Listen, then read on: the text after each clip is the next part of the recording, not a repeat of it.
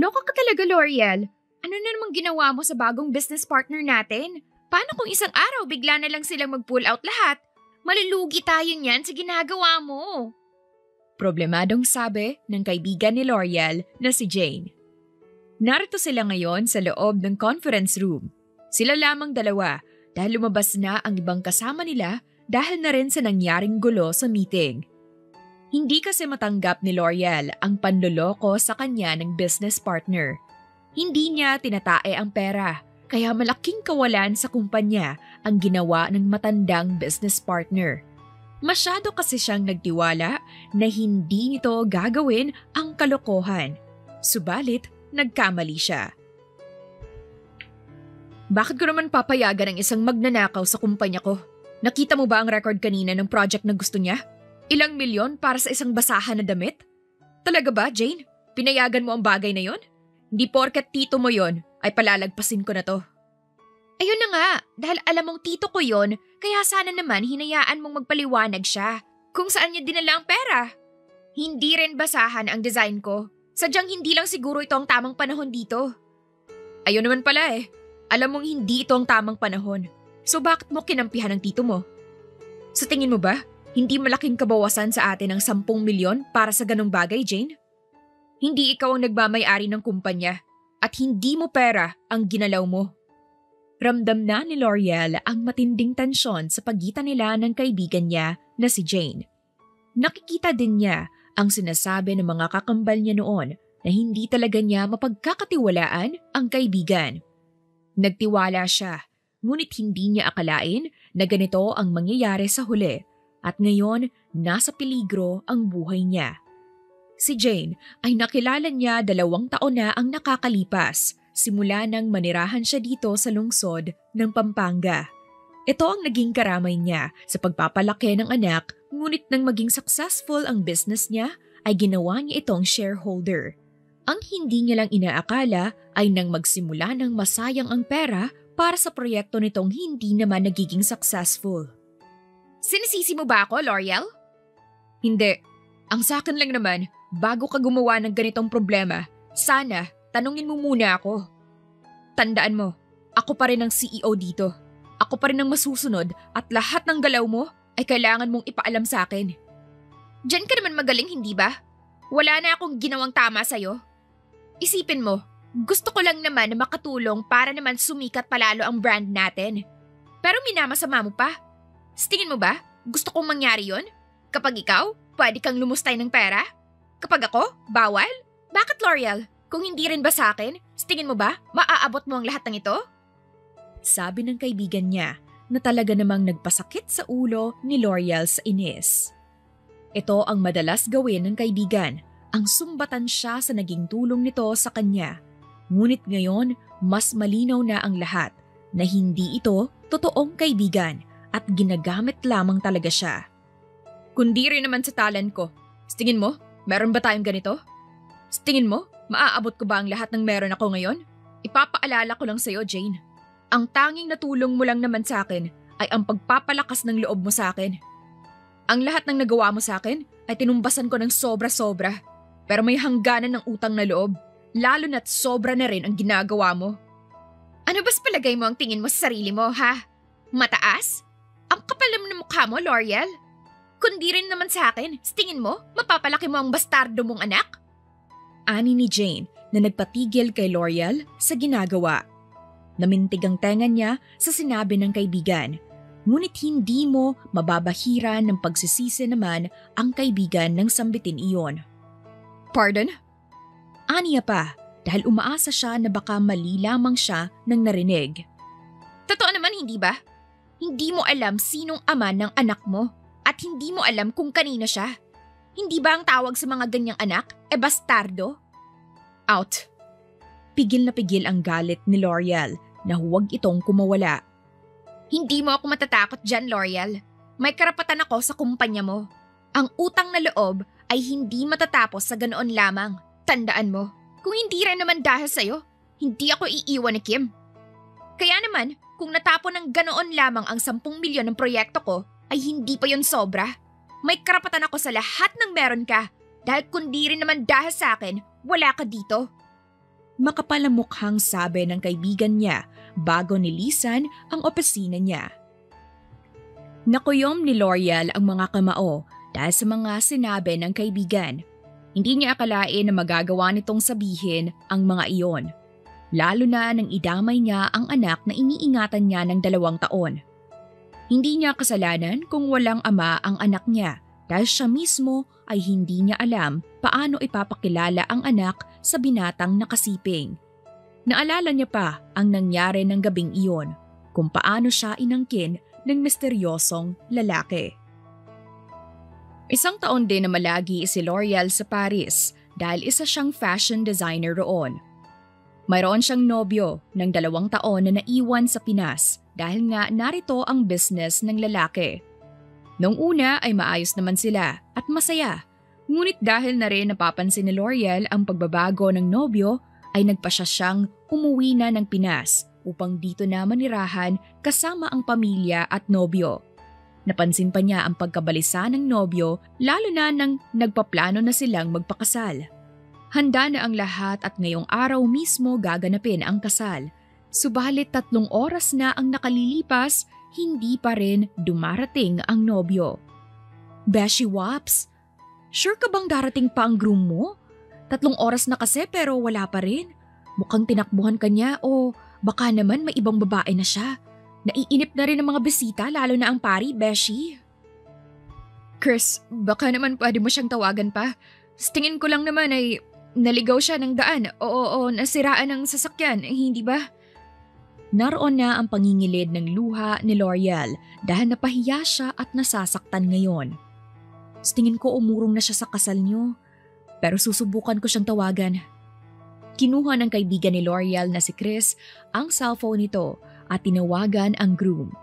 Mabilis naman itong sinagot ng nasa kabilang linya, kaya naman nahablot ito agad ni L'Oreal. Baby, nasan ka? Okay ka lang? Wala namang nangyaring masama sa'yo, hindi ba? Nasan ka na? Kasal natin ngayon. I'm sorry, L'Oreal. Mahinang bulong ng nasa kabilang linya. Baby naman, hindi ba napag-usapan na natin to? At alam mong kasal natin ngayon, kaya naman dumating ka na, please. Doon na napaluha si L'Oreal. Sorry, pero hindi ko kaya magpakasal sa'yo. Ako ang may mali dito dahil hindi ko naamin sa'yo ang totoo.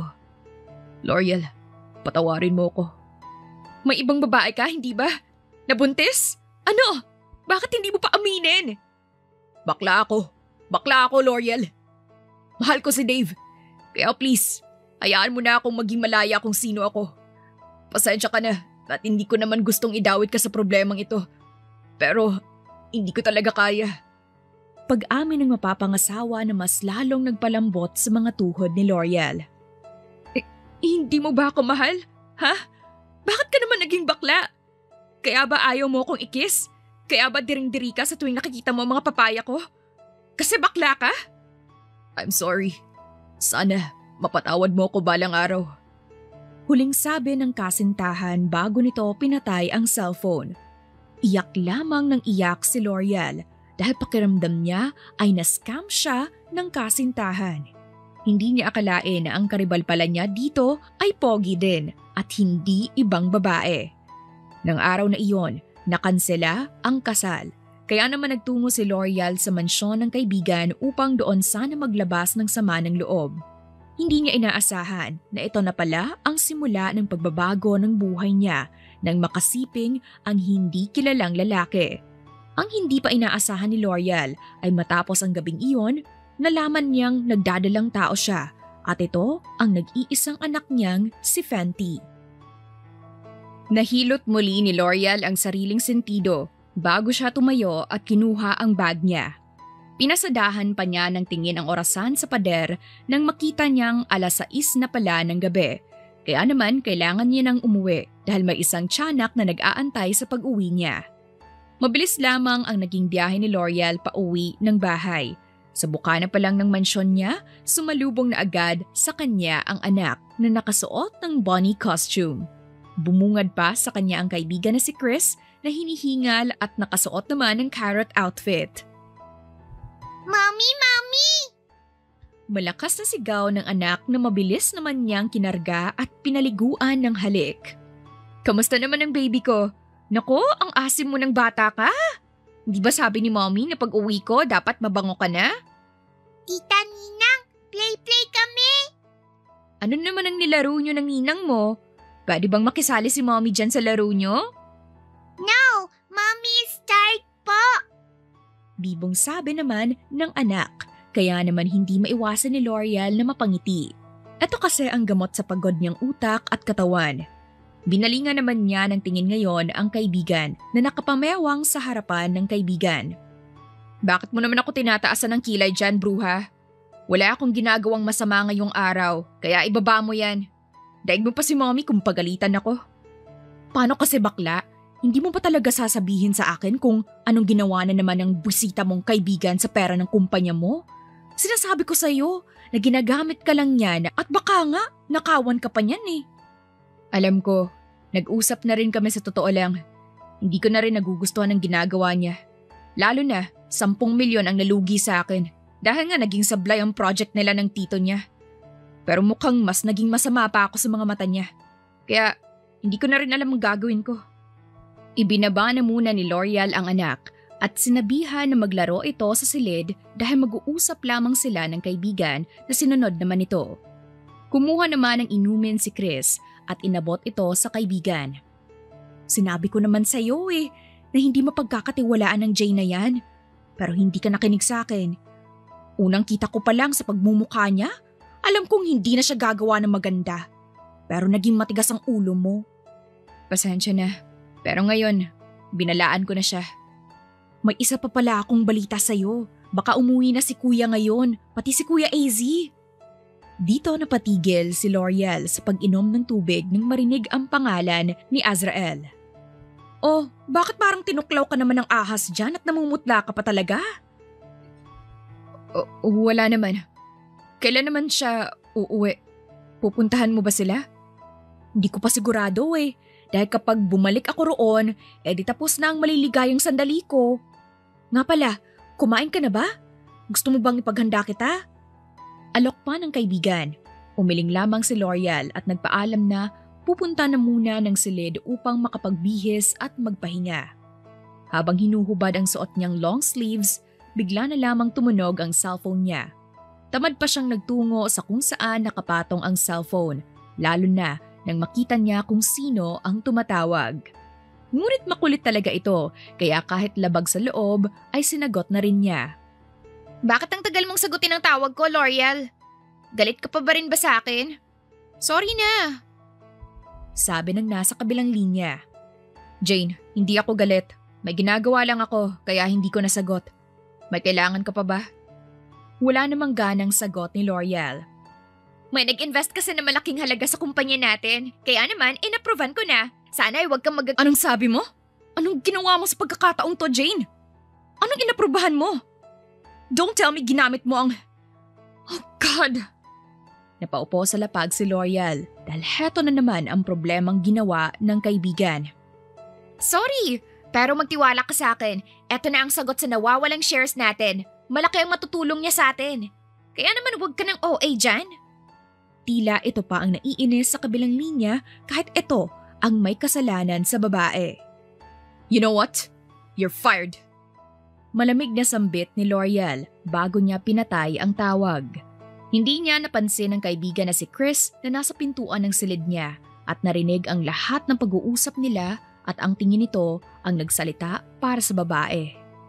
Hindi na muna nila ito pinag-usapang dalawa. Bagkos kinabukasan ay maagang pumasok si L'Oreal sa kumpanya. Naabutan niyang nagkakagulo ang lahat. Mabilis na lumapit din sa kanya si Jane, ngunit hindi niya iyon pinansin. Dumiretso siya sa conference room at nanlalaki ang mga mata niya nang makita ang pamilyar na lalaking nakaupo sa dulo ng mesa. Nagtama pa ang mga mata nila at naroon ang matinding pangungulila at lungkot sa mga mata ng lalaki. So, ikaw ang bagong shareholder ng kumpanya ko? Kumpanya natin, L'Oreal. Please, huwag mo akong tawagin sa pangalan na yan dahil hindi tayo magkakilalang dalawa. Malamig na sambit ni L'Oreal. Kilalang kilala kita. Hindi ka nga nawala sa isip ko ng 2 taon . Mabuti na lang talaga at nalaman kong dito ka pala nagtatago. Hindi ako nagtatago. At anong dahilan kung bakit mo binili ang halos kalahati ng shares ng kumpanya ko? Malaking pagkakamali ang ginawa ng tangang empleyada ko. Hindi yan valid, kaya naman ibabalik ko ang pera mo. Pirma mo ang narito at may abogado ako. Kaya anong laban ang sinabi mo? Wala kang magagawa, L'Oreal. Hindi mo ako pwedeng ipagtulakan ngayon. Lalo nang hindi mo pwedeng itago sa akin ang anak ko. Dito na namutla si L'Oreal dahil ang matagal niyang sikreto ay alam naman pala ng lalaki. Dahil ang lalaking nasa harapan niya ay ang lalaking nakasiping niya ng 2 taon. Si Azrael ang pinsan ng kaibigan niyang si Chris at ang ama ng anak niya na si Fenty. Wala akong alam sa sinasabi mo. Hindi mo may tatago ng matagal sa akin ang katotohanan, L'Oreal. Gusto kong makilala ang anak ko. Kung maaari lang sana. Pwede ko ba siya makita? Wala kang anak sa akin, Azrael. Ano bang kahibangan ang sinasabi mo dyan? Pwede bang umalis ka na rin sa kumpanya ko? Wala akong alam sa sinasabi mo, kaya umalis ka na. Sigaw pa ni L'Oreal. Di ako aalis dito. Dahil narito ang mag-ina ko. I don't care kung ano pang isipin mo sa akin. Basta hindi ako aalis dito. Kung di ka aalis, ako ang aalis. Don't you dare. Pagbabanta pa ni Azrael. Nakaramdam ng takot si L'Oreal, ngunit mas lalo niyang pinatatag ang loob niya dahil sa kanya lamang ang anak niya at wala ng iba. Isang malaking pagkakamali ang nangyari sa kanila noon at ayaw niyang obligahan ito na maging ama sa anak niya. Subalit sa huli ay walang nagawa si L'Oreal kundi tanggapin na ito na ngayon ang may hawak ng kalahati ng kumpanya niya. Napilitan din itong ipakilala sa anak at hindi niya inaasahan ang pagtatagpo na nasaksihan niya dahil ang anak na bibo at masiyahin ay humagulgol ng malakas. Ngayon lamang niya nakita ang anak na sobrang saya na halos hindi na mawalay sa daddy nito. Kaya naman, napilitan siyang payagan na manirahan si Azrael sa mansyon niya. Good morning. Bungad sa kanya ni Azrael na nakasuot ng apron ngayon at nagluluto ng pancake. Gustong humanga ni L'Oreal sa lalaki, ngunit hindi maaari dahil may usapan sila na para lamang ito sa bata. May gusto ko bang kainin? Pinagluto ko pala ng pancake si Fenty. Ikaw, anong gusto mong almusal? Hindi ako kumakain ng umaga. Tipid naman niyang sagot. Hindi maganda mag-skip ng pagkain sa umaga. Ipagluluto kita. Huwag ka nang mag-abala dahil matagal na akong ganito. At kape lang, sapat na. Ibahin mo na ngayon dahil kaya ko naman lutuin ang mga pagkain na gusto mo. Ganyan ka ba talaga kakulit, AZ? May ines sa boses ni L'Oreal. Oo, hanggat hindi mo pa binabago ang ganyang ugali mo, ay huwag kang umasa, natitigilan kita. Umupo ka dyan at magluluto ako ng makakain mo. Hindi na nga kasi, tsaka hindi ba may pasok ka? Sabay na tayong papasok. Halos mabuga ni L'Oreal ang iniinom na tubig dahil sa sinabi ng lalaki. Anong sabay? Nababaliw ka na ba? Gusto mo bang magkaroon ng chismis sa atin sa kumpanya? Mas maganda na yun para hindi ka guluhin ng mga lalaki doon. Mahinang bulong pa ni Azrael na hindi na nakarating sa pandinig ni L'Oreal. Tinanong pa niya ang binata kung ano ang sinabi nito, ngunit hindi na nagsalita pa. Matapos ang almusal ay handa nang pumasok si L'Oreal sa trabaho nang harangan siya ni Azrael sa parking sa harapan ng mansyon. Nagtaka siya sa inasal ni Azrael dahil hindi naman ito ganito noong mga nakaraang araw. Anong tinatayo-tayo mo dyan? Move! Mahuhuli na ako sa trabaho. Aniya. Sumabay ka sa akin dahil iisang destinasyon lang naman ang pupuntahan natin. Tipid na rin sa gas kung sakali. May pambili ako ng gas, mister. Umalis ka na dyan bago pa kita sagasaan. Sabay na tayong pumasok. Hindi pwede dahil ayoko ng issue sa kumpanya ko. Lalo na't matinik ang mga mata ng mga babae doon. Sumakay ka na sa kotse mo, AZ. Ani ni L'Oreal at saka sumakay sa kotse ngunit hindi talaga nagpatinag si Azrael kahit na businahan niya ito. Ano ba? Magpapakamatay ka ba, ha? Sabi ng tumabi ka eh. Di ako aalis dito hanggat hindi tayo sabay na pumasok sa trabaho. There's nothing wrong about that. Alam mo naman na magiging tayo din naman. Hambog nitong sabi na talaga namang nagpataas sa kilay ni L'Oreal. Hindi ka ba talaga aalis dyan? Magbibilang ako dito ng 3. talaga namang sasagasaan kita. Sige lang, sagasaan mo ako. Dahil hindi ako aalis dito hanggat hindi mo ko hinahayaan na sumabay sa'yo sa kumpanya. Anong masama doon? Magiging mag-asawa pa rin naman tayo Ano? Anong magiging asawa? Ano na naman ang nakain mong buwisit ka? Hindi ko akalain na baliw ka rin no? Umalis ka na dyan dahil mahuhuli na ako. Uulitin ko ang sinabi ko sa'yo. Hindi ako aalis dito hanggat hindi tayo sabay pumasok sa kumpanya natin. Bahala kang mahuli. Hindi pa rin ako aalis dito. Matigas talaga ang ulo ni Azrael. Kaya naman sa huli ay wala nang nagawa si L'Oreal kundi ang papasukin ito sa loob ng sasakyan niya. Sabi na hindi mo talaga ako matitiis. Sa susunod, kapag ginawa mo pa ito, tatamaan ka na talaga sa akin. Ani pa ni L'Oreal. Mabilis lamang ang naging biyahe nilang dalawa hanggang sa makarating sila sa kumpanya.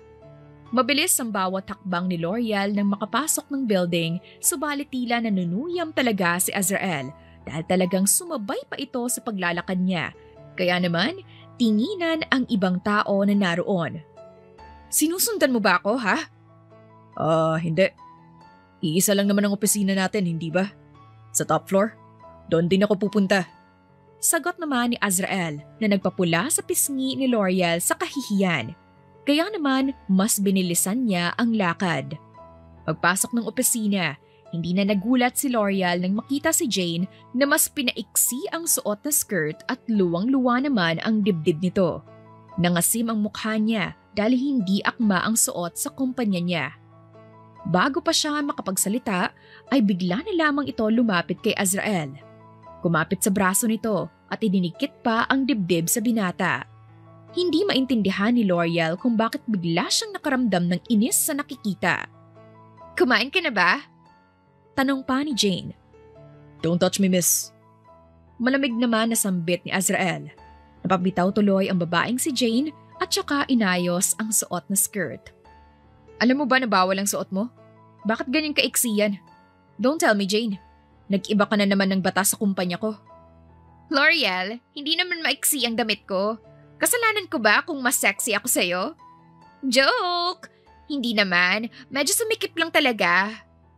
Biro pa nito na hindi talaga gusto ni L'Oreal. Okay, bumalik ka na sa opisina mo. Utos pa niya. Hindi nakaligtas sa mga mata ni L'Oreal ang matatalim na tingin ni Jane sa kanya. Mas lalong lumilinaw na sa kanya ang lahat. Ang itinuring niyang kaibigan ay inggit pala sa kanya. Hindi pa naman oras ng trabaho at saka nag-uusap pa kami ni Azrael, hindi ba? Nag-beautiful eyes pa ito. Ano naman ang pag-uusapan yung dalawa? May trabaho tayong kailangan gawin. Baka nakakalimutan mo lang. At saka, mukha bang TV sa'yo ang hambog na yan para tignan mo ng ganyan?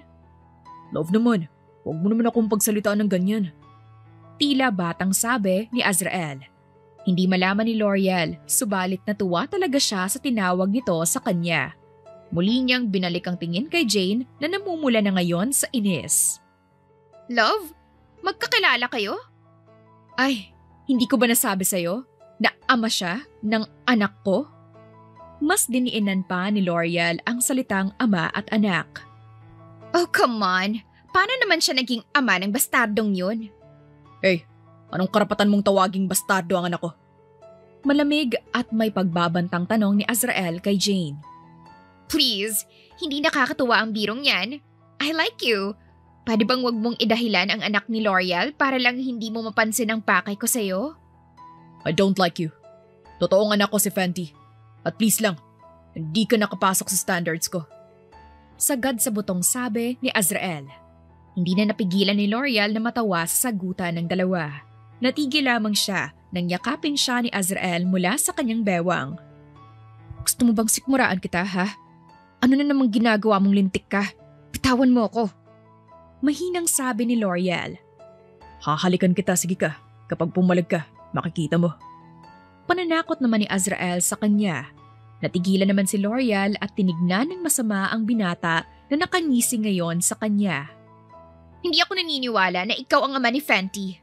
Ako ang kasakasama ni L'Oreal noong pinagbubuntis niya ang batang yun. Anak lamang siya sa kalandian, kaya kung ginagawa mo ito para iwasan kita, doon ka nagkakamali. Mas lalo kong gagalingan para mahalin mo ako. Hindi ka ba kinikilabutan sa mga sinasabi mo, Jane? Bakit mo naman nanaisin na akitin ang lalaking ama ng inaanak mo? Pwede ba ha? Paano ako maniniwala na siya ang ama ng anak mo? Ano yun? Lahat ng lalaki sa mundo? Akala mo may gusto sa'yo? Huwag kang ang filingera dyan. Alam mo, itigil na natin ito. Dahil may gagawin pa akong importante. Kakawala na sana si L'Oreal sa yakap ni Azrael nang bigla itong nakawan ng mabilis na halik ni Azrael. Nanigas ang buong katawan ni L'Oreal nang dumampi ang malambot na labi ni Azrael sa labi niya. Hindi makapaniwalang nag-walk out si Jane. Malakas ang lagabog ng pintuan nang isara nito iyon. Nang mangyari yon, doon palang natauhan si L'Oreal kaya naman mabilis niyang naitulak si Azrael palayo sa kanya. Pakiramdam niya ay nilalagnat siya dahil sa init ng pisngi niya at idagdag pa ang kulay kamatis niyang kutis ngayon. Hindi niya kasi akalain na hahalikan siya ni Azrael sa harapan ng kaibigan. Ang mas lalong hindi niya maintindihan kung bakit siya nito hinalikan. Di mo dapat ako hinalikan, Azrael. Ano na lang ang iisipin ni Jane kung nagkataon? Ano na lang ang sasabihin ng ibang tao sa atin? Na may relasyon tayo? Magiging pamilya din tayo, balang araw. At saka ano bang kinakatakot mo? Alata naman na hindi kaibigan ang tingin sa'yo ng kaibigan mo. Hindi ko nga maintindihan kung bakit hinahayaan mo siyang magtrabaho dito eh. Kahit na alam mong marami na siyang ginawang hindi maganda sa'yo. Hindi ko naman kailangang sabihin sa'yo ang dahilan kung bakit hinahayaan ko siya na manatili sa kumpanya ko. Ang atupagin mo, ang pagtatrabaho mo, at huwag ang buhay ko. L'Oreal, alam mong mahirap ang gusto mong mangyari. Dahil ang tagal kitang hinanap ng gabing bigla mo kong iniwan matapos mong pagsamantalahan ng katawan ko. Ang kapal naman talaga ng mukha mong sabihin sa akin na pinagsamantalahan ko ang katawan mo. Hindi ka ba kinikilabutan sa sinasabi mo? Totoo naman eh. Nang gabing iyon, inaasahan ko nagigising ako, nakatabi kita. Pero anong ginawa mo? Nagtago ka ng 2 taon. Bakit? Sa tingin mo ba, hindi ko papanindigan ang ginawa natin ng gabing yon? Bakit? Papanindigan mo ba? Alam mong pagkakamali ang gabing iyon sa atin, Azrael. Dahil na rin sa kalasingan ko, kaya ako nakagawa ng kamalian. Ani ni L'Oreal. Hindi yun pagkakamali sa akin, L'Oreal. Lalo nang hindi pagkakamali ang anak ko nang mabuo siya. Di mo ba maintindihan na gusto kita? Kaya gagawin ko ang lahat para magustuhan mo ko, kahit na gamitin ko pa ang anak natin. Seryosong sabi ni Azrael. Nababaliw ka na. Bakit mo naman gagamitin ang anak natin sa kalokohan mo, Aber? Alam mo ba ang mga sinasabi mo? Pwede ka namang maging ama sa anak ko nang hindi na ako inaalala pa, hindi ba? Bakit hindi na lamang ganoon ang gawin natin? Paano kung higit pa roon ang gusto ko? Bakit nga kasi? Anong meron at nagkakaganyan ka? Ano naman kung nabuntis mo ko? Hindi naman ako ang unang babae sa buhay mo, hindi ba? Ano naman kung may nangyari sa atin? Hindi naman yung big deal sa atin, hindi ba? Ang kaninang pilyong ngisi sa labi ni Azrael ay nabura dahil na rin sa mga salitang sinambit ni L'Oreal. Inaamin din ni L'Oreal na nakaramdam siya ng kaba nang makita ang naging reaksyon nito. Tama naman kasi ang sinasabi niya na wala dapat silang pag-usapan dahil ang nakaraan na namagitan sa kanila ay isang pagkakamali lamang. Kung ginagawa ito ng binata para sa bata at may masabing pamilya ay hindi niya yon kailangan. Sa tingin mo ba, aabot ako sa ganitong punto kung wala akong gustong mangyari? Ang tagal kitang hinanap, ang tagal kong nagmakaawa kay Chris na sabihin sa akin kung nasaan ka. Ngayon, halos abot kamay na kita. Inaasahan mo ba na pakakawalan kita ng ganon-ganon lang? Huwag ka nang umasa, L'Oreal. Dahil gagawin ko ang lahat upang maging akin ka. Kahit idaan ko pa yan sa santong paspasan. Mahabang wika ni Azrael bago siya nagtungo ng sarili nitong opisina. Naiwan roon si L'Oreal nang nakanganga at nalilito dahil sa sinabi ni Azrael. Sa huli, iwinaksi niya ang isipan at nagtrabaho na lamang dahil kung iisipin pa niya ang mga sinabi ni Azrael ay tiyak na ikakabaliw lamang niya. Isang araw na naman ang natapos sa araw na iyon. Hindi na nga namalaya ni L'Oreal na 5:00 na pala ng hapon at halos nagsiuwian na ang iba nilang empleyado. Naiwan siya sa kumpanya dahil may kailangan pa siyang tapusin na trabaho. Isa sa pinagpapasalamat niya ay nauna nang umuwi si Azrael dahil tumawag ang anak nila kaya naman makakapag-isip pa siya ng dapat niyang gawin. Dahil na rin medyo inaantok siya, nagpa siyang bumaba muna at lumabas ng kumpanya upang bumili ng kape. Walang masyadong customer sa coffee shop sa harapan ng kumpanya niya, kaya naman mabilis siyang naka-order. Unang simsim pa lang ng kape, pakiramdam ni L'Oreal ay nawala ang lahat ng stress at pagod niya. Subalit sa hindi sinasadyang pagkakataon, bigla na lamang niyang nakabungguan ang isang lalaki. Pamilyar na lalaki kaya naman nang makita niya ang mukha nito, para siyang nakakita ng multo dahil sa pagkagulat. Mark? Bulalas niya sa pangalan ng dati niyang kasintahan na hindi siya sinipot ng araw ng kasal nila. Nagulat din ito. Kumislap ang mga mata ngunit kalaunan ay dumaan roon ang labis na kahihiyan. L'Oreal, anong ginagawa mo rito? At saka, kamusta ka na? Okay naman ako. Teka, pasensya ka na. Nabuhusan kita ng kape Hindi kasi kita nakita. Sandali at kukuha ako ng tissue. Huwag na, dahil hindi naman ganon kainit ang kape mo. Sure ka? Kung ganon, mauna na ako Nice seeing you again, Mark. Nakangiti pang sabi ni L'Oreal at tatalikuran na sana ang dating kasintahan nang pigilan siya nito. Pwede ba tayong mag-usap kahit saglit lang? May gusto lang sana akong sabihin sa'yo. Aniya, hindi naman din galit si L'Oreal sa lalaki. Kaya naman pumayag siya kaya naman nagtungo sila sa coffee shop upang roon mag-usap. Kamusta ka naman? Maganda ka pa rin talaga, bakla. Bahagya pang tumawa si Mark. Okay lang din. At hindi ka pa rin nagbabago at bolero ka pa rin. Ikaw, kumusta ang naging buhay mo matapos ang araw na yon? Hindi ito agad nakasagot. Bagkos yumuko ito at pinaglaruan ang kanyang mga daliri. Huminga muna din ng malalim bago tumingin ng diretsyo kay L'Oreal na ngayon ay seryoso din ang tinging ipinukol sa kanya. Gusto kong humingi ng tawad sa'yo ng araw na umatras ako sa kasal natin. Hindi ko naman din ginusto na saktan ka pero yun kasi ako, L'Oreal. Yun ang totoong ako. Nang araw na yun kasi mahal ko siya.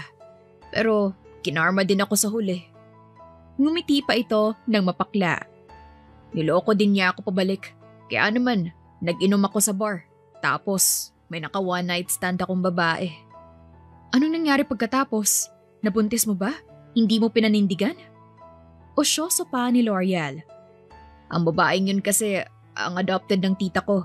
Siyempre, nabuntis ko siya at pinilit nila kaming magpakasal. Ang kaso lang, hindi ako naging mabuti sa kanya. Nang maipanganak niya ang anak namin, iniwan niya lang.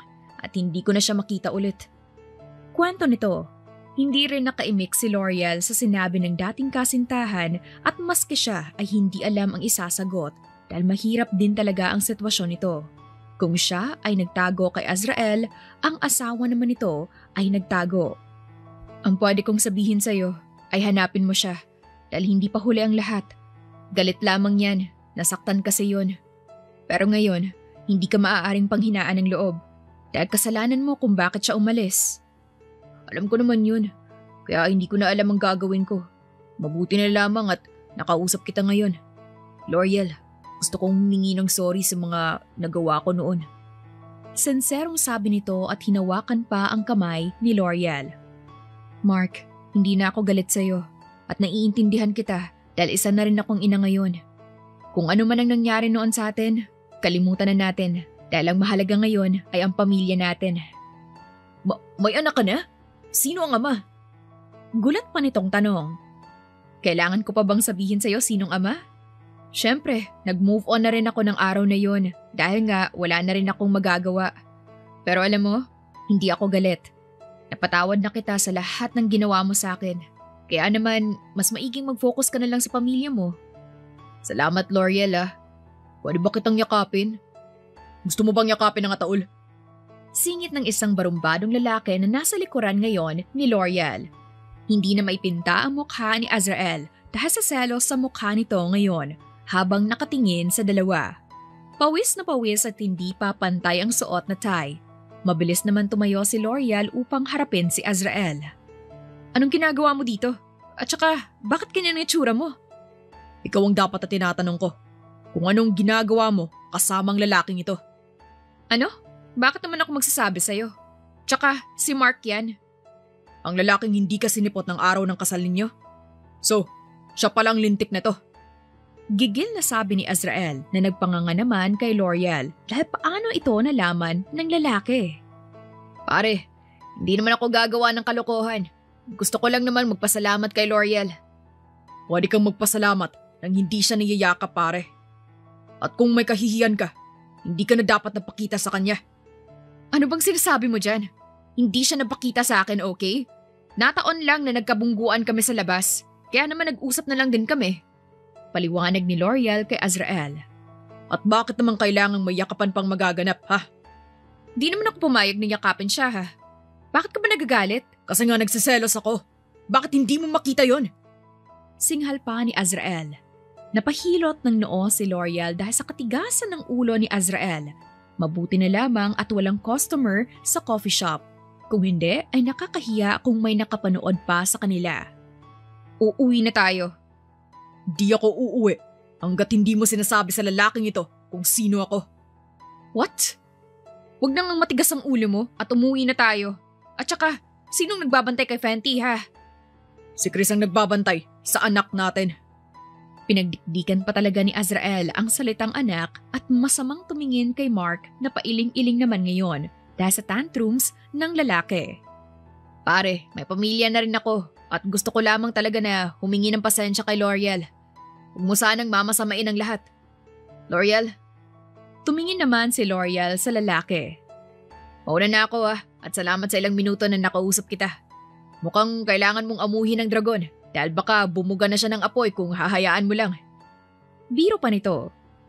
Alangan naman ng ngumiti si L'Oreal bago hinila palabas ng coffee shop si Azrael.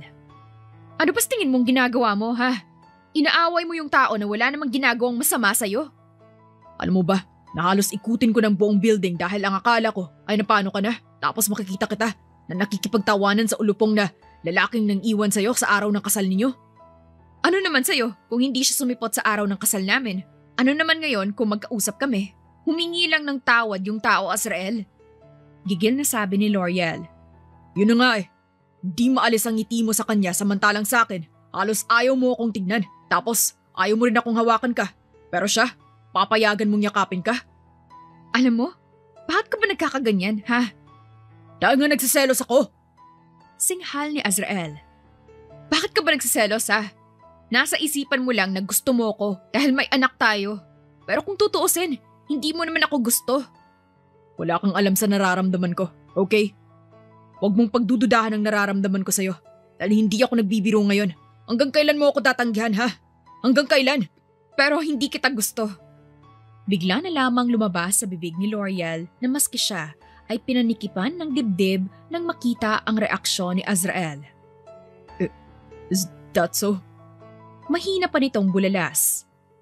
Hindi na nakakibo si L'Oreal nang umalis na lamang ng basta-basta si Azrael sa harapan niya. Gusto niya itong pigilan at humingi ng pasensya, ngunit ayaw nang humakbang ang mga paa niya. Natakot siya bigla at higit sa lahat nagulat siya nang maramdaman ang basang bagay na patuloy na umaagos sa mga pisngi niya. Bakit ako umiiyak? Tanong pa niya sa sarili niya. Isang linggo ang lumipas simula nang mangyari ang araw na iyon, ngunit hindi na talaga pinansin ni Azrael si L'Oreal. Minsan si L'Oreal na ang lumalapit, ngunit hindi na talaga ito gaya ng dati. Kaya naman madalas sumikip ang dibdib ni L'Oreal sa sakit. May problema ba kayo ni AZ, L'Oreal? Pansin ko kasi hindi kayo nagkikibo ang dalawa. Galit ata siya sa akin. Halata nga. Ano bang nangyari sa inyo? Bakit kayo nagkakaganyan? Si Mark kasi, pinagseselosan niya. Tapos nasabi ko rin na hindi ko siya gusto. Pag-amin niya na nagpasinghap naman kay Chris ang kaibigan niya. Loka? Bakit mo naman sinabi yun? Alam naman natin na may pagtingin ka rin kay Azrael, pero nag-iinarte ka lang? Ano bang sinasabi mo dyan? Pagtanggap pa ni L'Oreal. Huwag mo nang i-deny sa akin dahil alam ko na may pagtingin ka rin sa pinsan ko. Nauunahan ka lang ng takot dahil ang nasa isip mo ay baka ginagawa niya lang ito dahil may anak kayo. Ako nang nagsasabi na nagbago na ang betlog na yon. Simula nang makilala ka niya. Natatakot lang ako, Chris. Huwag kang matakot pag siya. Dahil sinasabi ko sa'yo, napaka-loyal na aso ng betlog na yon. Kaya naman sige na, suyuin mo na siya dahil ang sakit niyo sa mata. Paano kung hindi niya ako pansinin? Di landiin mo. Kung hindi man tumalab, di pagsilosin mo. Pagbantaan mo na iiwan mo siya. Paano kung galit pala siya? Suyuin mo. Paano kung galit pa rin siya sa akin? Anong gagawin ko?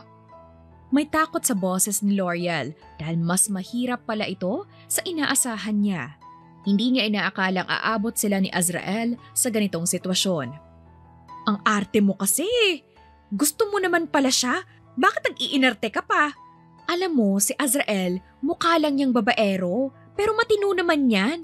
Mas mabuti pa puntahan mo sa kumpanya dahil palagi na rin siyang late umuwi. Ayoko. Paano kung hindi niya ako pansinin? L'Oreal, tandaan mo, kasalanan mo kung bakit kayo humantong sa sitwasyon na yan dahil nga nasaktan mo siya. Mag-usap kayo, linawin niyo kung ano ba ang nararamdaman yung dalawa. Tapos ayusin niyo dahil maski ako ay nasa-stress na sa inyong dalawa. Isipin niyo rin si Fenty na baka makahalata na yung bata. Payo ni Chris. Nagpa siya sa huli si L'Oreal na pumasok ng opisina kahit napahinga niya. Kailangan nga nilang mag-usap ni Azrael ng masinsinan dahil hindi na rin niya kinakaya ang ginagawa nito sa kanya. Pagpasok pa lang ng kumpanya, hindi na siya magtataka kung makita niya si Jane na umaaligid kay Azrael. Sige na, isang date lang naman. At saka bakit ka ba kasi nagtitiis sa taong hindi ka naman mahal, hindi ba? Ako, gusto kita. Kaya naman, pwede bang ako na lang? Malandi pa nitong sabi. Please, get out. Dahil marami akong gagawin ngayong araw. Malamig namang turan ni Azrael. Azrael, hindi mo ba alam na si L'Oreal ang dakilang lalakero talaga? Ilang lalaki na nga ang nagpupunta dito sa kumpanya. Ani ni Jane na nagpatahimik lalo kay Azrael. Nakaramdam naman ng takot si L'Oreal sa isiping maaaring maniwala si Azrael sa babae. Shut up. Nagsasabi ako ng totoo dahil kaibigan ko si L'Oreal ng 2 taon. Kaya naman, kilala ko siya. Sa tingin mo ba, masisira ang pagkakaibigan namin kundi dahil sa pagiging selfish niya?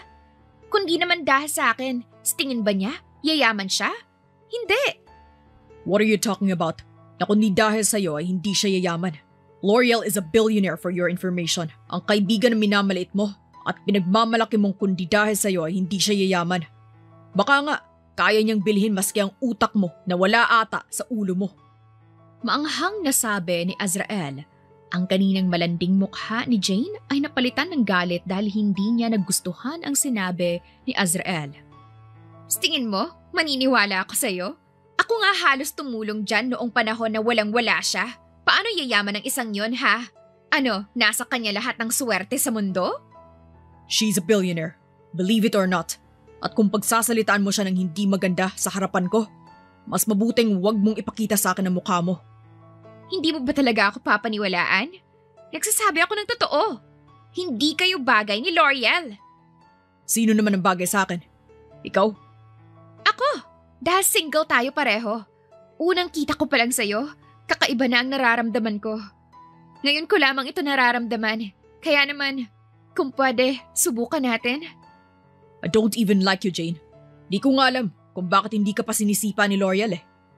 Maliban sa wala kang silbi dito sa kumpanya, ay magnanakaw pa ang pamilya mo. Wala na talagang preno ang bibig ni Azrael. What? Pinagbibintangan mo ba kami ng pamilya ko? Ang pera ng kumpanya ay pera ko rin, Azrael. Ang lahat ng ito ay akin din. Dahil kundi dahil sa akin, sa palagay mo ba, maaabot ni L'Oreal ang lahat ng ito? Ano ba ang naitulong mo sa kanya? Ano bang nagawa mo at bakit ang lakas ng loob mo para angkinin ang mga bagay na hindi mo naman pinaghirapan? Sa bagay, hindi naman ito kailangan ni L'Oreal dahil kaya ko rin ibigay ang kayamanan ko kung hihilingin niya. Habang nakikinig sa usapan ng dalawa, hindi mapigilan ni L'Oreal ang maging masaya dahil sa mga naririnig niya ngayon kay Azrael.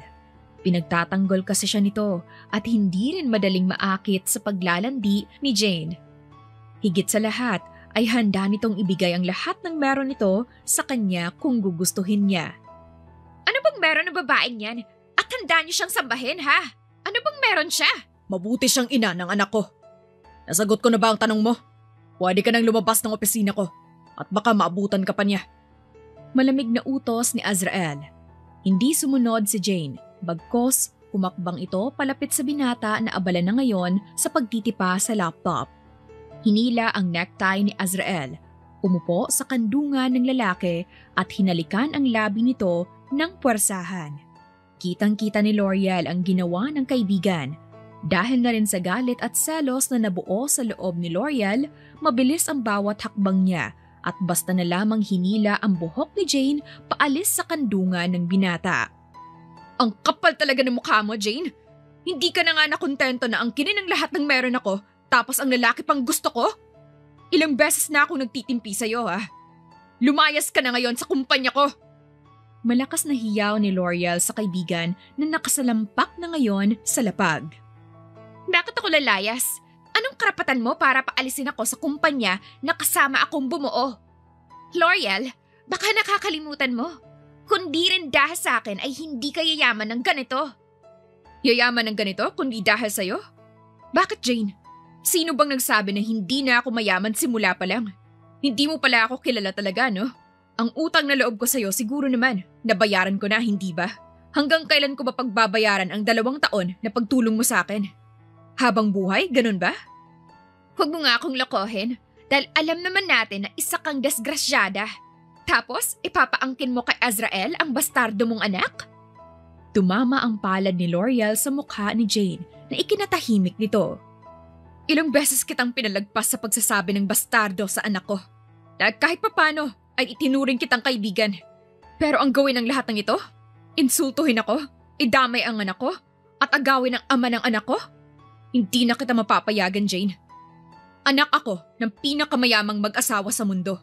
Hindi ko nakasalanang tanga ka para isipin na isa akong mahirap na yumaman ako dahil sa kumpanyang to. Kung ito rin naman ang magpapaligaya sa'yo, sige, iyon na at isaksak mo sa baga mong bubita ka. Singhal ni L'Oreal bago hinila si Azrael palabas ng kumpanya. Buo ang desisyon niya na hahayaan ang kumpanya sa kaibigan. Ito na siguro ang huling utang na loob niya sa kaibigan dahil rinding-rindi na siya sa pagmamanipula nito sa kanya. Tama siya nang sinabi na kung tutuusin ay mayaman siya at kaya niyang magpatayo ng kumpanya ng bago. Ang mahalaga sa kanya ay mawalan siya ng problema at magkausap sila ni Azrael. Sakay! Malamig niya pang utos kay Azrael na tahimik lamang ngayon. Subalit hindi sumunod ang binata at nakatingin lamang ito sa kanya ng taimtim. Sasakay ka ba o hindi? Ulit pa niya. Saan mo naman ako dadalhin? Alam kong hindi tayo bate, pero wag mo naman akong dalhin sa lugar na ako lang ang naroon. Baliw, sumakay ka na at mag-uusap tayong dalawa. Sumunod naman si Azrael at pumasok nga ito ng sasakyan niya. Tahimik nilang binaybay ang daan patungo sa kondo ni L'Oreal dahil kailangan nilang mag-usap dalawa. Kailangan nilang ayusin kung ano man ang relasyon na meron sila. Mabilis na nakarating ang dalawa sa kondo ni L'Oreal. Nung una ay wala pang balak na bumaba ng sasakyan si Azrael dahil nga baka daw ay hindi na siya makauwi ng buhay. Ngayon ay nasa living room area sila. Tahimik at nagpapakiramdaman ng sarili kung sino ba ang mauunang babasag ng katahimikan. Magtititigan lang ba tayo dito? Si Azrael na ang unang nagsalita. Mahal mo ba talaga ako? Diretsahang tanong na ni L'Oreal sa kanya. Bakit mo ako tinatanong tungkol dyan? Anong meron? Di ba ayaw mo naman sa pagmamahal ko? Bakit mo pa tinatanong? Hindi mo nga ako gusto, di ba? Tinatanong kita ngayon kung totoo bang mahal mo talaga ako. Paano ako magtitiwala sa'yo? Ang landi mo. Kailan ako naging malandi? Ber? Sinong nilandi ko? Lahat na lang ng babae, nilalandi ka. Kundi ka ba naman malandi, di ba? Ani ni L'Oreal kaya naman mas lalong nangunot ang kilay ni Azrael na nakatingin na ngayon sa kanya. Sino ngang nilandi ko? Wala nga akong ginawang maghapon, kundi landiin ka. Pero mas tuod ka pa sa tuod. Akala mo ba, hindi ako nasaktan nang sabihin mo sa akin na hindi mo naman ako gusto? Anong palagay mo sa akin? Walang puso? Apdo? at balon-balunan? Gusto ko lang makasiguro na mahal mo talaga ako at hindi lamang dahil sa nagkaanak tayo. Sa tingin mo ba, hahanapin kita kundi ikaw ang puntriya kong landiin, ha? Matapos ang gabi na yon, hinahanap kita, pero daig mo pa si Detective Conan sa galing mong magtago. Sinubukan kitang itanong kay Chris sa pesteng pinsan ko. Pero hindi niya ako sinagot dahil akala niya lolokohin kita. Hindi ko rin naman maamin sa kanya na may nangyari sa atin at pinagsamantalahan mo ang kahinaan ko. Kasi hindi ba? Nakakahiya naman. Ang kapal naman talaga ng mukha mo, no? Ako pa talaga ang nanamantala kahit ako ang lasing ng gabing yon? Ikaw naman talaga ang lasing at umangkin ng kainusentehan ko. Kaya ano pa bang gusto mong gawin ko para mapatunayan sa'yo na mahal kita? At ikaw lang ang babaeng gusto kong makasama habang buhay. Gusto mo pa bang lumuhod ako sa'yo? Gusto ko ngang itali mo na ako sa'yo at papayag ako. Malakas na sigaw ni Azrael. Hindi naman napigilan ni L'Oreal ang pagguhit ng malapad niyang ngiti sa labi dahil sa sinabi ng binata. Kitang-kita niya ang kaseryosohan nito at ngayon sigurado na si L'Oreal na aminin na rin sa binata at sa kanyang sarili ang tunay na nararamdaman para rito. Bakit ako ang kailangan na itali ka? Hindi ba dapat ikaw ang gumagawa nun? Bakit ako? Binasted mo na nga akong maarte ka. Lahat ng kalandian ginawa ko na. Pero ayaw mo pa rin sa akin. Kaya naman, mas mabuti pang wag mo na akong paasahin pa na mamahalin mo ko kung hindi mo naman talaga kaya. Paano kung sabihin ko sa'yo na mahal kita? Anong gagawin mo? Paano kung gusto kong pakasalan mo ko? Gagawin mo ba? Dito na napatigil si Azrael sa pagdadrama niya at tumingin ng hindi makapaniwala kay L'Oreal na nakangiti ngayon ng sobrang lapad. Ayan ka na naman. Pinapaasa mo na naman ako. Alam mo talaga kung paano ako baliwin no? Hindi naman kita pinapaasa. Paano kung mahal talaga kita? Bakit kasi may paano pa? Pwede mo namang sabihin sa akin na mahal mo ako. Hindi na natapos ni Azrael ang sasabihin nang bigla siyang halikan ni L'Oreal sa labi. Mabilis na halik na talaga namang nagpatulala at nagpahinto sa paligid ni Azrael. Isa pa nga. Dadada ka pa ba? Hindi mo na ba ako pasisingitin, ha? Mas marami ka pang sinabi kaysa sa akin, ha? Mahal kita, Azrael. Anong gagawin mo ngayon? Hindi mo pa ba ako lalandiin? Tayo lang dalawa dito ngayon. Tila nang aakit naman si L'Oreal ngayon. Oh, come on. Huwag mo kong bigyan ng idea. Dahil baka hindi one night stand ang mangyari ngayon, kundi forever day stand. Dahil hindi lang isang beses to. Habang buhay mo ako makakasama at paulit-ulit ko rin ipaparamdam sa'yo kung gaano kita kamahal. Paano kung sabihin ko sa'yo na gusto ko yan?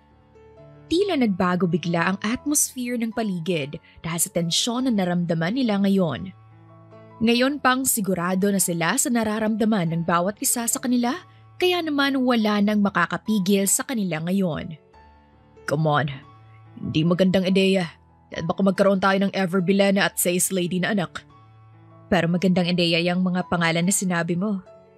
Mas lalo pang inilapit ni L'Oreal ang sarili kay Azrael na natutuod naman ngayon at hindi alam ang gagawin dahil sa pang-aakit niya. Alam mo, kapag ako kinagat ko tong pang-aakit mo, sinasabi ko sa'yo, isisilang mo ngayong taon ang pangalawa nating anak. Gusto ko yan. Pani naman, bakit mo ba ako pinahihirapan na? Hindi mo ba nakikita kung anong pagtitimpi ko na hindi ka masunggaban ngayon? Tayo lang dalawa Gusto ko munang pakasalan ka bago natin buuin ang pangalawa nating anak. Ang hina mo naman. Anong sabi mo? Mahina ako? Oo, ang hina mo talaga. Dahil bakit hindi mo pa makita na inaakit nga kita?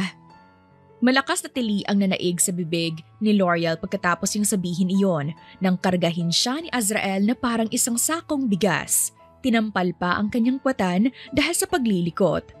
Nasaan ang silid mo? Tanong pa nito gamit ang nagbabantang boses. Anong gagawin mo, ha? Ibaba mo na ako! No, pinutol mo ang pasensya ko. Kaya naman pagbabayaran mo ang pang-aakit mo sa akin ngayon. Ipinasok siya ni Azrael sa silid niya at ibinaba sa malambot na kama. Tawa lamang ang nagawa ni L'Oreal nang paulanan siya ng halik ni Azrael sa kanyang mukha at leeg. Ngunit hindi rin nagtagal ay nang maramdaman ni L'Oreal ang banayad na halik nito. Sa pangalawang pagkakataon na ibigay ni L'Oreal ang kanyang sarili sa lalaking unang umangkin sa kanya. Ang pagkakaiba lamang ay nasa ulirat siya ngayon at mahal na mahal nila ang isa't isa. Dahil sa liwanag na tumagos sa bintana na tumatama ngayon sa mukha ni L'Oreal, naiirita siyang bumangon upang takpan sana ito nang marinig niya ang pagtunog ng cellphone niya. Sinagot niya ito nang hindi tinitignan ang caller. Loka, wala ba kayong balak ni Azrael na umuwi, ha? Isang linggo na kayong hindi umuwi at pumapasok sa kumpanya, sabi ng mga tao sa kumpanya ninyo. Hinahanap na rin kayo ni Fenty. Nakakabinging sigaw ng kaibigan ni Chris sa kabilang linya kaya naman nailayo ni L'Oreal ang cellphone sa tenga niya. Bakit ka ba sumisigaw, ha? At saka, anong isang linggo? Isang linggo na ba? Loka, hindi pa ba kayo tapos mag-loving-loving, ha? Iba din pala kayong bumawi sa 2 taon na pagkakawalay nyo? Pinamulahan ng mukha si L'Oreal dahil sa sinabi ng kaibigan. Sinipat pa niya ang orasan sa ibabaw ng pader at tanghali na pala. Nagulat din siya na 1 linggo na silang nagkukulong ni Azrael sa kondo niya at hindi na rin niya matandaan kung ilang beses siyang inangkin nito. Sinipat pa niya ang natutulog na si Azrael na ang tanging tabon sa katawan nitong hubad ay ang kumot nila. Dahil takot siyang magising ito, ay dahan-dahan siyang tumayo at nagtungo sa banyo. Nang makita ang sarili sa malaking salamin, ay napangiwi siya sa dami ng marka na ginawa nito kagabi sa kanya. Loka, umuwi kayo ngayong gabi dahil hindi ko na mapatahan ang anak nyo. Alam ko naman na bumabawi kayo sa isa't isa, pero huwag nyo naman kakalimutan na may buhay pa kayo sa labas ng kondo mo. Kwento mo rin sa akin kung anong ginawa nyo, ha? Bye! Sabay patay ng tawag. Iling-iling naman si L'Oreal na nagtungo sa shower upang maligo. Pakiramdam niya ay nagising ang lahat ng himay-himay sa katawan niya. Nang makapagbihis ng maayos ay nagtungo siya sa kusina upang maghanda ng makakain. Habang nagluluto, 2 malaki at matitigas na braso ang bigla na lamang pumulupot sa bewang niya. Good morning, baby. Malambing at husky pang bati nito. Good morning din. Kain na tayo. Hinahanap pa daw tayo ni Fenty eh. Nakalimutan ko yung anak natin. Wisit ka kasi. Aba, kasalanan ko bang sinulit ko ang 2 taon na pagkakahiwalay natin? Kailangan ko rin masolo ang mommy niya para naman mabigyan natin siya ng kalaro. Mas lalo pang ibinao ni Azrael ang mukha sa gilid ng leeg ni L'Oreal. Napahagikgik naman si L'Oreal dahil sa patubong balbas ni Azrael ngayon. Ano ba? Umupo ka na roon para makakain na tayo dahil kailangan natin umuwi ng mansyon dahil namimiss na tayo ni Fenty. Okay po, wifey. Ani naman ni Azrael bago ito sumunod sa nobya. Makalipas ang 2 oras, nakauwi din si L'Oreal at Azrael sa mansyon subalit laking gulat nila nang makita ang pamilya ni L'Oreal at ang pamilya niya na tahimik na nag-aantay sa kanilang pag-uwi. Namawis bigla ang kilikili ni L'Oreal nang makaharap ang pamilya ni Azrael. Ganoon din ang pakiramdam ni Azrael nang makita ang ama nito na muntik na siyang pasabugin ng granada kung hindi lamang malakas ang loob niya. Sabihin niyo sa amin kung anong panaginip ito. Ani ng ina ni L'Oreal na si Chrissy. Kailan pa kayo nagsasama ni Azrael, anak? Bakit hindi kayo nagsabi sa akin na nagsasama na pala kayo? Sana naayos natin ang kasal niyo sa lalong madaling panahon. Sigunda ng ina ni Azrael. Nagtinginan pa ang 2 ginang at kapwa ngumisi ng nakakaloko. Napangiwi naman si L'Oreal at Azrael dahil mukhang magkakasundo ang mga ina nila. Subalit hindi ang mga ama nila dahil kanina pa nagtatalasa ng tingin ang 2. Sa tingin mo ba, papayag ako na makasal ang anak ko sa lalaking hindi ko naman kilala? May kumpanya ba yan? Kaya ba niyang pakainin ang anak at apo ko? Nasaan siya ng 2 taon? Bakit ngayon lamang siya nagpakita sa amin? Kaya ba niyang lustayin ang pera niya para sa anak ko? Tanong naman ni Damon. Daddy naman, ako ang may kasalanan kung bakit hindi niyo nakilala si Azrael. Itinago ko ang pagbubuntis ko sa kanya dahil natatakot ako na baka hindi niya ako mapanindigan. Pero walang kasalanan si Azrael dito dahil ako ang nagtago sa bata. Kaya ka ba niyang buhayin, anak? Malamang, kaya ng anak kong buhayin ang anak mo. Kung gusto mo, check mo pa ang lahat ng properties at kayamanan ng buong angkan namin. Tanda, hilig mong gumanyan. Palagay mo sa amin, hindi mayaman? Sigunda na rin ng daddy ni Azrael. Sinisigurado ko lang tanda na kaya niyang buhayin ang mag-ina niya dahil hindi mo alam ang hirap ko, mapalaki lamang ito ng maganda at hindi nadadapuan ni Langaw. Kaya siguraduhin niyang huwag gugutumin ang anak ko dahil sinasabi ko sa'yo, kukunin ko ang anak ko. Daddy naman, hindi ako sasaktan ni Azrael dahil ako na mismo ang magbabalat sa kanya ng buo. At saka nakakahiya naman kina tita at nag-aaway ko sa harapan nila. Ani naman ni L'Oreal's ama. Anak, hayaan mo na mga gurang na yan mag-away. Sagutin mo na lang ang tanong ko kung kailan mo pakakasalan ng anak ko. Welcome sa family, Iha. Dahil ang tagal ko nang pinapangarap na ikasal ang abno na yan. Pero tignan mo nga naman, hindi lang magandang asawa ang nasungkit niya, pati na rin ang gwapong anak. At sinunggaban pa ng halik ang anak nilang si Fenty. Anak, handa ka bang ikasal kay AZ? Tanong naman ng mommy ni L'Oreal sa kanya. Mommy, mahal ko po si Azrael at handa po ako magpakasal sa kanya at maging isang buong pamilya. Nakangiting sabi ni L'Oreal. Ngumiti lamang ang dalawang ginang matapos ng sinabi ni L'Oreal.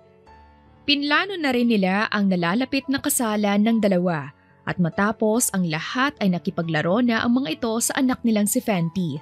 Ngayon ay nasa garden si L'Oreal at Azrael habang magkayakap at nakatitig sa maliwanag na buwan. Dito na kasi nagpalipas ng gabi ang pamilya nila dahil nais raw nilang makasama ang apo nila. Ang saya ng puso ko. Ani ni Azrael. Oh, bakit naman masaya ang puso mo? Dahil ba yan sa akin? Oo naman. Ang tagal kong naghintay na mahanap kayo ng anak ko. Kaya naman, walang mapaglagyan ng puso ko ngayon sa kaligayahan. Mahal na mahal ko kayo ng anak natin, baby. Kaya naman, salamat kasi binigyan mo ako ng pagkakataon na patunayan ko ang sarili ko sa'yo. Hindi ba dapat ako magpasalamat dahil hindi ka sumuko sa akin? Kahit na ilang beses na kitang tinaboy, hindi mo ako sinukuan kaya maraming salamat sa'yo, baby. Naman huwag kang ganyan dahil kinikilig ako. Humagikgik pa ng malakas si Azrael. Para ka namang tanga. Kinikilig ka ba talaga? Huwag kang ang malikot dahil baka mahulog tayo sa duyan. Suway pa ni L'Oreal sa binata. Ngunit dahil ayaw paawat ni Azrael ay bumaligtad sila sa sinasakyang duyan. Ang malakas nilang tawanan ay namayani sa paligid. Silang dalawa lamang dahil abala ang ibang kasama nila sa loob ng mansyon. May naisip akong gawin. Sinasabi ko sa'yo nasa garden lang tayo. Kaya kung ano man ang naiisip mo, huwag mo na lang isipin dahil hindi magandang ideya yan. Ano bang sinasabi mo dyan? Kahit gusto ko man na angkinin ka, ay hindi ko pwedeng gawin dito yun dahil may taste pa rin ako, no? Ano naman yung naiisip mo kasi? Ganito.